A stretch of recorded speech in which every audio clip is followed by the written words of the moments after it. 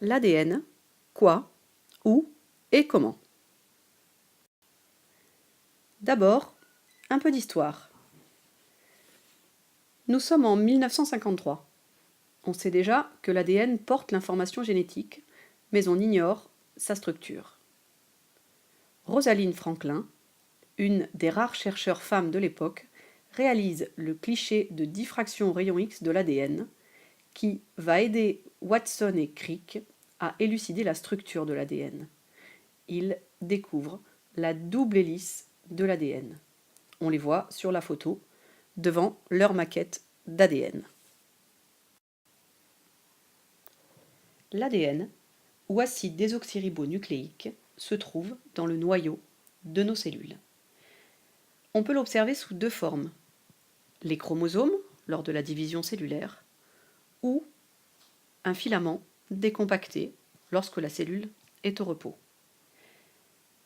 On passe de l'un à l'autre par compaction, quand on passe du filament d'ADN simple au chromosome, ou par décompaction, quand on passe du chromosome au filament d'ADN. C'est ce qu'illustre la vidéo.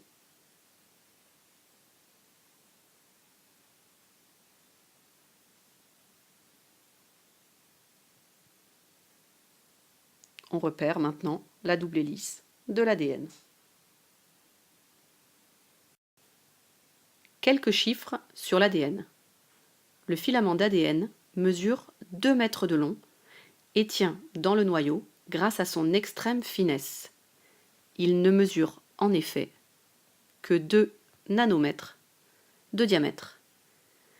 Pour passer du filament d'ADN au chromosome, on a vu sur la vidéo que l'ADN se compacte, s'enroule. On parle de super-enroulement d'un facteur d'au moins 8000. Pour la petite histoire, si on s'amusait à mettre bout à bout les molécules d'ADN de nos 60 000 milliards de cellules, on pourrait faire 300 000 fois le trajet Terre-Lune ou 3 millions de fois le tour de la Terre. Ou encore, le contenu de l'ADN mis sous forme d'une encyclopédie tiendrait dans 500 volumes de 800 pages chacun. Cela laisse rêveur.